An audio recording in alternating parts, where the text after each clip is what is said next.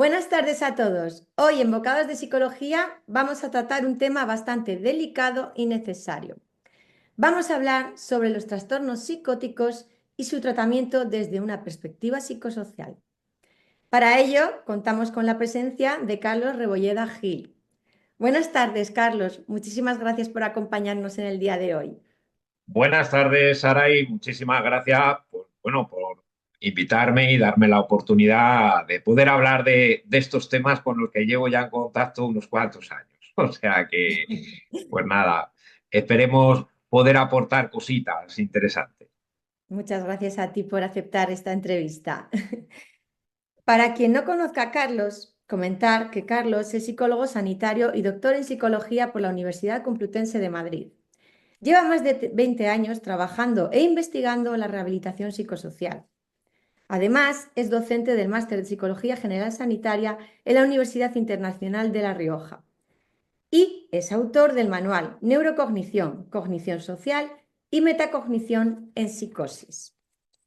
Y tras presentar a Carlos, queríamos empezar a hablar sobre esta patología, sobre la psicosis.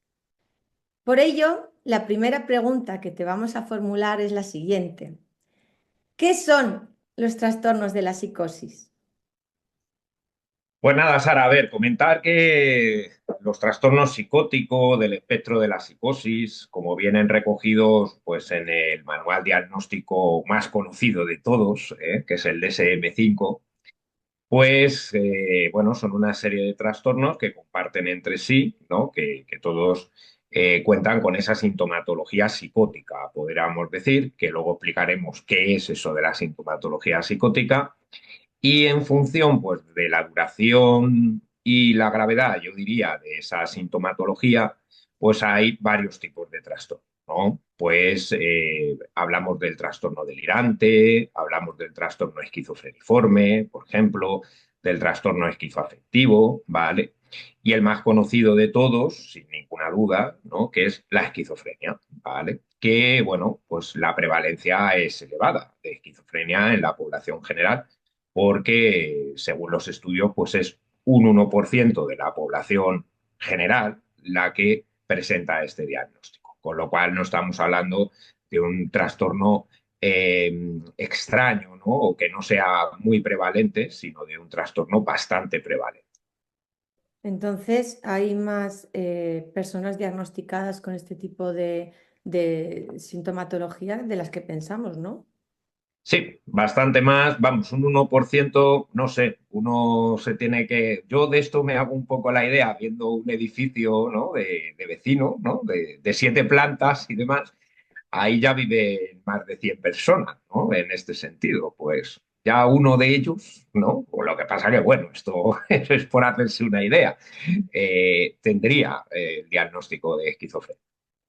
Sí, es bastante, es bastante.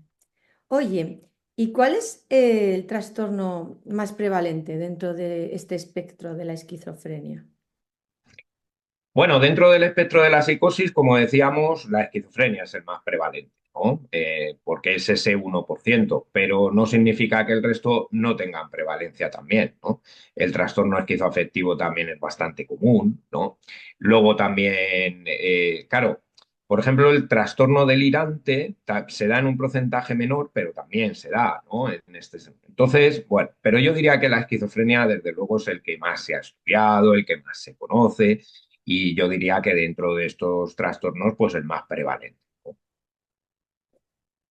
Escuchándote me surge una duda, que igual a los que nos están escuchando también. ¿Podrías explicarnos así brevemente, ¿no? ¿Cuáles son las características de la esquizofrenia y en qué se diferencian a los otros trastornos del espectro de esta patología?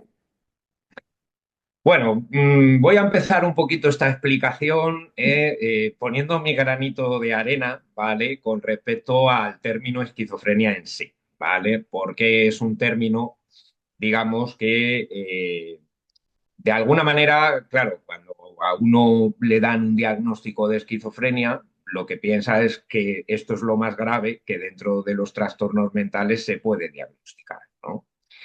Y bueno, porque nos suena a eso el término esquizofrenia, ¿no? pero realmente esto no es así, ¿vale? O sea, los trastornos mentales no son más graves o menos graves debido al nombre que tengan, ¿no? Esto tiene que ver, y yo siempre pongo el mismo ejemplo, ¿vale? Claro, ¿quién presenta un trastorno más grave, ¿no? O sea, esquizofrenia nos suena como muy fuerte, ¿no? El término, ¿verdad? Como, madre mía, esquizofrenia, ¿no? Y en cambio, trastorno de ansiedad nos suena, bueno, a algo común, ¿no? A algo generalizado, a algo, pues, que de algún modo, bueno, pues que tiene mucha gente, la gente habla de ello abiertamente, quiero decir, y demás. No tiene ese componente de estigma, por llamarlo de algún modo, que al final el estigma de donde viene es del desconocimiento, básicamente, ¿no?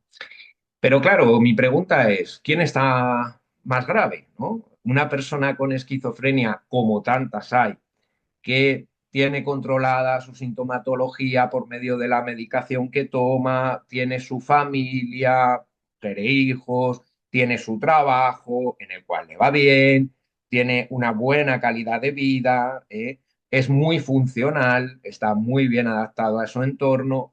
O, por ejemplo, la persona, ¿vale? Que a lo mejor tiene un diagnóstico de agorafobia y lleva 20 años metido en casa sin poder salir, ¿no? Debido a su trastorno.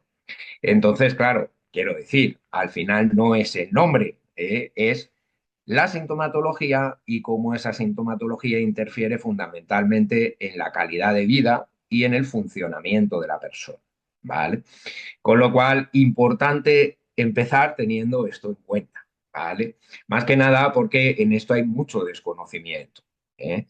Y muchas veces nos dicen, esta persona tiene esquizofrenia y nos llevamos las manos a la cabeza y rápidamente empezamos a pensar, ah, pues entonces será una persona peligrosa, impredecible, eh, es alguien que ya no tiene solución de algún modo, ¿no? O vamos a llamarlo, entre comillas, curación, ¿no? En este sentido, pero nada más lejos de la realidad, ¿vale? Entonces, y esto, mucha culpa, ¿vale? La tienen pues las series, las películas, que dan una imagen muy Medios. distorsionada de qué es esto de la esquizofrenia y la prensa, ¿vale? Que muchas veces se ponen titulares del tipo esquizofrénico mata, o esquizofrénico asesina, ¿no? Entonces, claro, para personas que no tienen contacto, que es la población general, con personas que tienen un diagnóstico de esquizofrenia o de psicosis, pues piensan que es que esto es lo normal en el caso de estas personas, que estas personas cometen estos delitos y los estudios son muy claros a este respecto. Con respecto, por ejemplo, a delitos de sangre, ¿vale? Los mismos se cometen en la población general a nivel percentual, ¿vale? O porcentual, que en la población con diagnóstico de psicosis o de esquizofrenia. O sea, no hay diferencia. Tan peligrosa es una persona que no tiene este diagnóstico que una persona que sí lo tiene. Así que, bueno, esto para empezar, No, no, ¿vale? está muy bien y Un te poco que, agradezco esta que creo aclaración. que es un tema relevante este, ¿no? En este sentido. Luego, en segundo lugar, la esquizofrenia básicamente se basa en una sintomatología, bueno, en tres tipos de síntomas, ¿no? Los primeros que llamaríamos síntomas positivos, ¿vale? Que no es que sean positivos porque sean buenos, quiero decir, o sea, porque muchas veces la gente dice, bueno, pues si son positivos, algo de bueno. No, vamos a ver, esto significa que esta sintomatología antes no estaba y ahora sí está, ¿no? Por eso se suma de algún modo, por eso positivo. Que son los delirios y las alucinaciones, ¿vale? Las alucinaciones son percepciones que no tienen una base real, imágenes, voces, etcétera, ¿no? Las más prevalentes en este caso son las voces, ¿vale? Son las que se suelen dar más habitualmente, en donde la persona escucha voces, ¿no? Como si alguien le estuviese hablando, como yo, por ejemplo, que te estoy hablando a ti ahora o tú a mí, pues las escuchan igual, ¿no? En este sentido. Luego tendríamos los delirios, ¿vale? Los delirios son creencias que no tienen una base real y en su mayoría, ¿vale?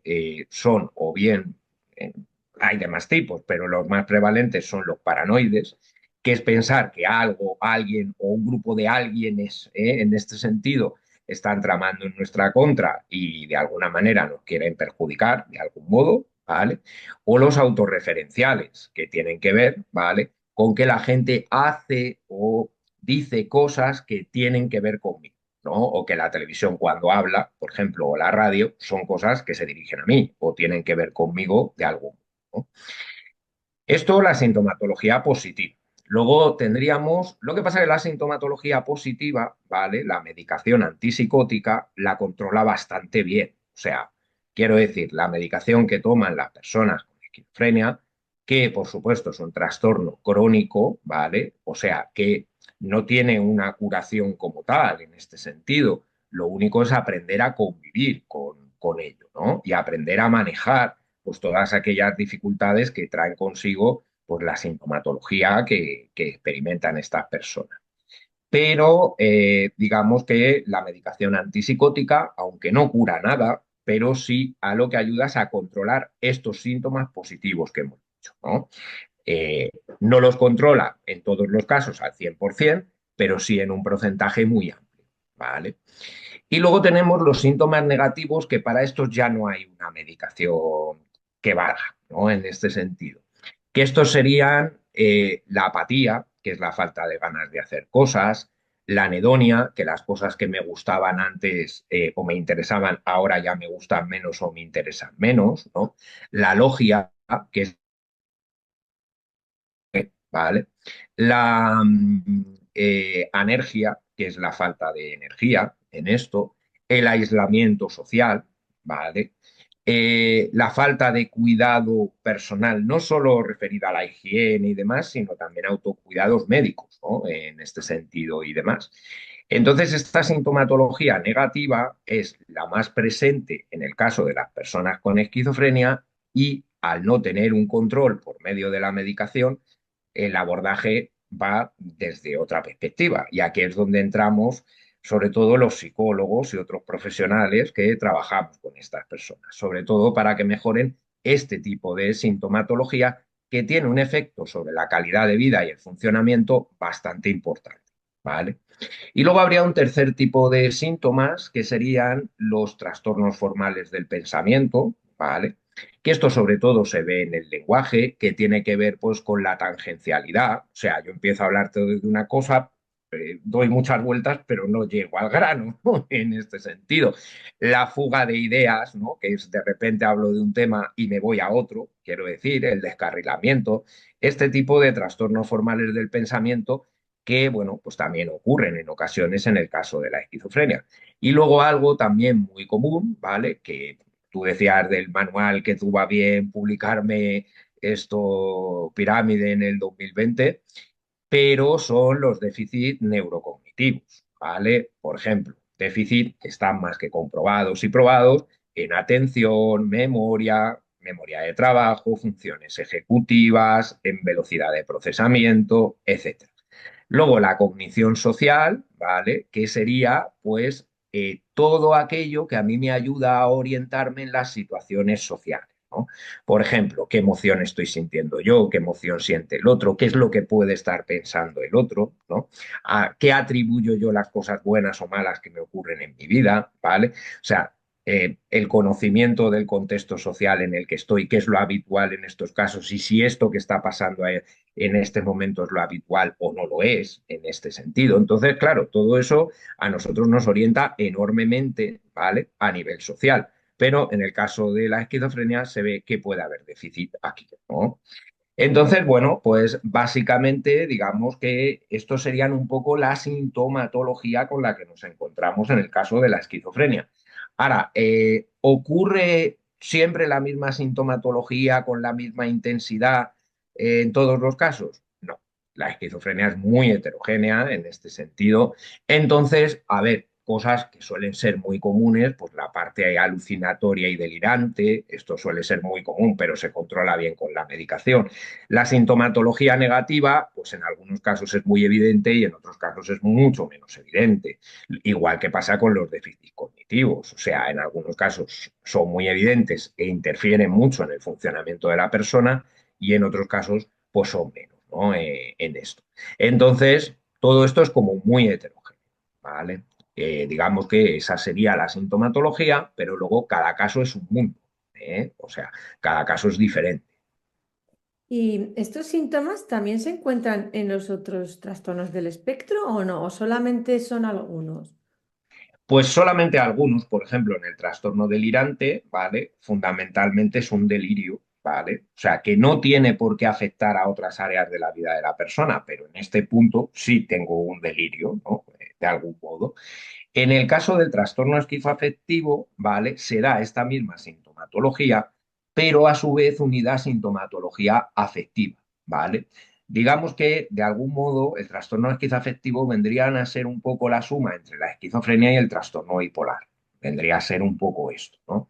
Trastornos esquizofreniformes que se dan esos síntomas, pero no con el tiempo necesario, no se han dado durante el tiempo necesario para establecer el diagnóstico de esquizofrenia. El episodio psicótico breve tiene también esta sintomatología positiva, ¿vale? Pero es algo que se controla en el momento, ¿no? En este sentido y no va más allá. O sea, entonces, bueno, pues en función de la duración en el tiempo y del tipo de sintomatología, pues por eso los diferentes nombres de los trastornos.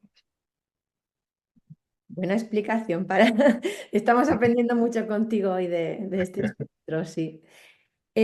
Oye, también quería preguntarte, escuchándote, ¿cuál es el abordaje entonces de estos trastornos, aparte de la medicación?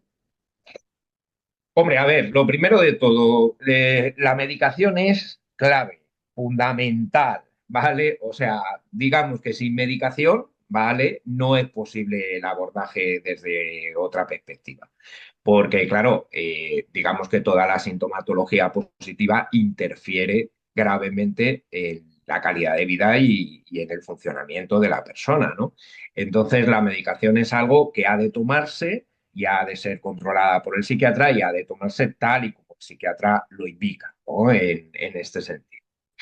Pero claro, ¿qué ocurre con toda esta sintomatología negativa donde la medicación ya no hace nada con esto? O con los déficits cognitivos, trastornos formales del pensamiento que decíamos anteriormente o déficit en cognición social. Pues aquí la medicación no hace nada en este sentido, con lo cual el abordaje ya es desde lo psicoterapéutico, podríamos decir, ¿no? Entonces, el abordaje que se lleva a cabo tanto con la psicosis como con los trastornos mentales graves y crónicos, ¿vale? Sería la rehabilitación psicosocial, ¿vale? Que la rehabilitación psicosocial, digamos que es un modelo de atención centrado en la persona, ¿vale? Donde la persona es el eje y el protagonista del proceso y los profesionales le acompañan en este sentido. Y la rehabilitación psicosocial, por hacer un poquito de historia, empieza en los años, a mediados de los años 60, ¿no? Con un psiquiatra que era Robert Paul Lieberman, ¿vale? Que en el hospital, creo que era en el hospital de Los Ángeles, de California, Los Ángeles, en el psiquiátrico, empezó a llevar a cabo, ¿vale? Entrenamientos basados sobre todo en la terapia de conducta, ¿vale? Con las personas con trastornos mentales graves, que hasta ese momento, ¿vale? Solamente se les medicaba y no había ninguna esperanza de ningún tipo que pudieran mejorar en nada. Estaban allí ingresados, quiero decir, se les daba la medicación, a lo mejor se hacía algo de psicoterapia, pero más desde el psicoanálisis y este tipo de cosas. Y este autor, ¿vale? Este psiquiatra fue el primero que probó si realmente con estas personas funcionaba la terapia de conducta, ¿no? Y se dio cuenta que por supuesto que funciona la terapia de conducta y que por supuesto puede haber mejoras enormes, ¿no? Entonces, tal y como se entiende al principio, la rehabilitación psicosocial, tal y como la entiende Lieberman, es dotar a la persona de las estrategias y habilidades necesarias que le permitan mejorar su funcionamiento y su calidad de vida, ¿no? O sea, para que haya una integración dentro de lo social, quiero decir, pues lo mejor posible para esa persona. Pero luego en los años 90, principios de los años 90, viene lo que se denomina el modelo de recuperación. Está basado en el modelo de la rehabilitación psicosocial y autores como Marian Farkas o como Anthony, ¿vale? Fueron los pioneros que sería una rehabilitación psicosocial 2.0, siempre digo yo, ¿no? O sea, ya la cosa no es única y exclusivamente dotar a la persona de las estrategias y habilidades para mejorar su calidad de vida y tal. No, ya la persona es el protagonista central, ¿vale? De este proceso en el que de lo que se trata es de construir una nueva vida, ¿vale? A partir de la enfermedad, en este sentido, a partir del trastorno, aprender a convivir con él, pero que de alguna manera, pues mi vida tenga el mayor sentido o el mayor valor posible, ¿vale? En esto viendo que yo puedo mejorar o prosperar a partir de tener esta enfermedad, con la que por supuesto tengo que aprender a convivir, ¿vale? Pero eso no me quita que yo pueda desarrollar una vida plena, ¿eh? A partir de la enfermedad. Pues todo esto que comentas da esperanza a muchas personas que puedan tener esta patología. Claro. Es que esto es lo que yo quería comentar un poquito, ¿vale? Que nos quitemos un poco de los mitos estos de, uy, esquizofrenia, qué grave, esto es lo peor. Nada, en este sentido. O con estas personas, ¿qué se puede hacer? Bueno, con tomar la medicación, pues ya. No, no. Estas personas pueden trabajar, quiero decir, en muchas áreas de su vida en busca de una mejora que les permita una vida plena y de hecho muchas personas, esto lo he visto yo con mis ojos, o sea, llegan a tener esa vida plena en este sentido y llegan a tener, vamos, una muy buena calidad de vida y un muy buen funcionamiento, ¿eh? A pesar de las dificultades que la enfermedad te pueda plantear en tu vida y en el día a día, pero consiguen de alguna manera aprender a convivir con esta enfermedad e ir evolucionando y prosperando como queremos hacer todas las personas en este mundo hasta conseguir unos objetivos vitales y una vida plena. ¿Y qué recursos existen en la actualidad a nivel nacional? ¿Y cómo Pues la a ver, gente a relaciona? nivel nacional yo voy a hablar de Madrid, que es lo que conozco. Yo llevo 20 años trabajando en el Centro de Rehabilitación Psicosocial de Aranjuez, ¿vale? A ver, los recursos de rehabilitación psicosocial, en el caso de la Comunidad de Madrid, dependen, ¿vale? De servicios sociales, ¿vale? Es servicios sociales quien pone el dinero para que estos recursos funcionen, aunque luego están gestionados, o sea, son recursos concertados por empresas privadas. Por ejemplo, en mi caso, es la Fundación Hospitalarias, que así se llama la empresa que gestiona el CRPS de Aranjuez, pero otros cuantos recursos más. Luego hay otras que se llaman el Cinco, Grupo Ester, o sea, hay varias empresas que gestionan esto, ¿no? Entonces, claro, estos recursos no tienen profesionales sanitarios, tienen solo profesionales sociosanitarios, es decir, psicólogo, terapeuta ocupacional, ¿vale? Trabajador social, monitores, ¿vale? Monitores ocupacionales en esto o educadores sociales, ¿vale? Entonces, básicamente, o sea, están compuestos por estos profesionales. Todo lo que tiene que ver con lo sanitario, la persona lo tiene que llevar a cabo en su centro de salud mental de referencia, ¿no?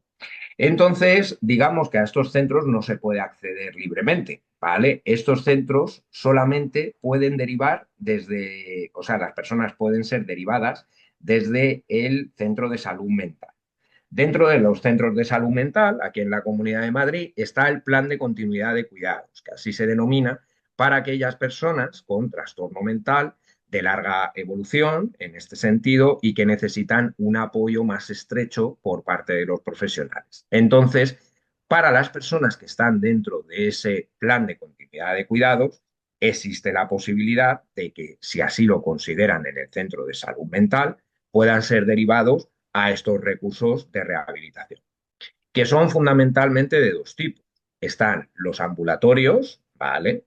O los diurnos, podríamos llamarlo, y los residenciales, ¿vale? Que son, entonces, dentro de los ambulatorios, ¿vale? Estarían, por ejemplo, el recurso en el que yo trabajo, en el CRPS. CRPS es un recurso cuyo objetivo, ¿vale? Es ayudar a la persona, pues eso, a que adquiera lo que hemos dicho del modelo de recuperación anteriormente, ese es su objetivo fundamental, ¿no? En este sentido. Pero luego hay otra tipología de recursos, ¿vale? Como los centros de día y apoyo social, que así se llaman, donde van personas, ¿vale? Que también tienen trastorno mental, en esto crónico, ¿vale? Pero que necesitan más un centro como una parte estructuradora de su vida, ¿no? Igual que en el CRPS la gente pues va a alguna actividad y a alguna cita y tal y cual, en el centro de día pasan mucho más tiempo allí porque necesitan ese medio estructurado, ¿no? Luego estarían los equipos de apoyo sociocomunitarios, que estos intervienen en el entorno de la persona, ¿vale? Bien en su domicilio, en su barrio y demás, y lo que trabajan sobre todo, ¿vale? Es con personas que a lo mejor tienen poca o muy poca vinculación con salud mental, por ejemplo, o con determinados recursos de salud mental para potenciar esa vinculación, ¿vale? O que no aceptan ir a un recurso del otro tipo, de los que estábamos diciendo, pero la intervención es necesaria. O fíjate, gente que son primeros brotes que llevan muy poquito tiempo de recorrido con la enfermedad y a lo mejor se ve que se puede hacer una intervención en el entorno sin necesidad de que de momento la persona todavía acuda al recurso, ¿no? O a los recursos. Luego están los centros de rehabilitación laboral, que estos ya van dirigidos exclusivamente al tema laboral. O sea, aquí ya van las personas que tienen, quiero decir, ya ese entrenamiento, esas competencias laborales, entonces se hace con ellos un trabajo prelaboral y se les apoya en la búsqueda de empleo y en el trabajo, básicamente, una vez que lo consiguen en este sentido. Estos serían los diurnos. Y luego tenemos los residenciales, ¿vale? Los residenciales son de tres tipos, fundamentalmente.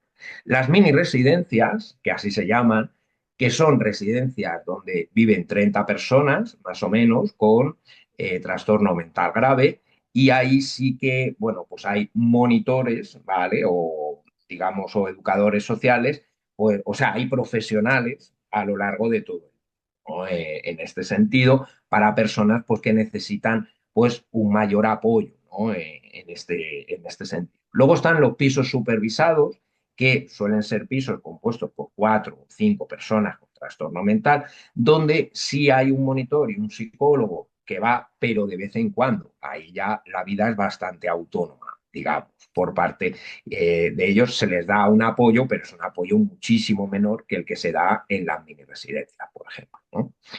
Y luego tenemos las pensiones, ¿vale? Las pensiones son, bueno, pues personas con trastorno mental grave que viven en pensiones, quiero decir, donde también tienen un apoyo por parte de los profesionales que van, pues, a lo largo de la semana, pues, 1 o 2 veces para darles apoyo en todo lo que tiene que ver con el vivir y convivir en ese contexto de la pensión, ¿no? En este sentido.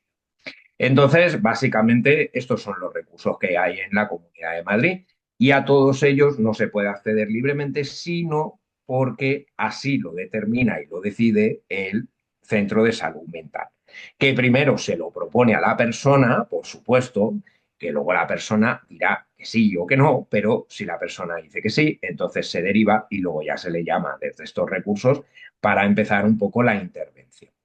Y el tipo de patologías que puede haber, diversísimo, ¿vale? Desde, decíamos, psicosis, trastorno bipolar, depresión, ¿no? Depresión mayor, trastornos de personalidad, ¿vale? Trastornos de ansiedad, trastornos adaptativos también en ocasiones, o sea, la diversidad es enorme, ¿no? En este sentido. Pues vamos a ir ya finalizando la entrevista y sí que te quería preguntar algo para las personas que pudieran estar viéndonos ahora mismo, ¿no? ¿Qué mensaje le darías a una persona a la que le acaban de diagnosticar esta patología? Pues el mensaje que yo le daría es que no se ha acabado el mundo ni mucho menos, en este sentido, que, hombre, a ver, un diagnóstico de este tipo, pues es un palo, es algo que la persona tiene que procesar, pero que con esta problemática se puede convivir perfectamente, ¿vale? Y uno puede llegar a tener una buena vida, una vida muy plena y a conseguir casi todo lo que se proponga a base de hacer lo mismo que tenemos que hacer todos, que es trabajar, ¿no? En este sentido, trabajar para conseguir de alguna manera o es que esa sintomatología que hablábamos, la negativa, los déficits cognitivos, tal, interfieran lo menos posible en su vida y que, bueno, a ver, una cosa muy importante, ¿vale? Es que nos tenemos que agarrar ahí a lo que son los factores de protección. ¿Que cuáles son? Pues básicamente tomar la medicación de forma correcta, el no consumo de tóxicos bajo ninguno de los conceptos, ¿vale? Todo lo que tiene que ver con la relación y las relaciones sociales, estar ocupado en el día a día, tener objetivos y metas para las cuales yo trabajo en esa dirección y bueno, pues haciendo todo esto, quiero decir, uno puede aprender a convivir con la psicosis perfectamente en este sentido y poder tener una muy buena. Pues muchísimas gracias por todo lo que nos has contado hoy, por dar esperanza y por explicarnos realmente lo que es esta patología. Y sí que me gustaría que en otros programas pudieses también venir a seguir hablándonos de estos temas, ¿no? Que son tan interesantes. Pues yo encantado. Así que muchas gracias por la invitación y bueno, pues nada, a mí todas estas cosas me gusta compartirlas, ¿vale? En esto. Sobre todo, pues porque si se puede poner un granito de arena o el granito para combatir un poquito el estigma que hay con respecto a estos trastornos, mejor que mejor. Pues muchas gracias y eso, esperamos verte en otros programas, Carlos. Muy bien. Bueno, hasta luego. Hasta luego.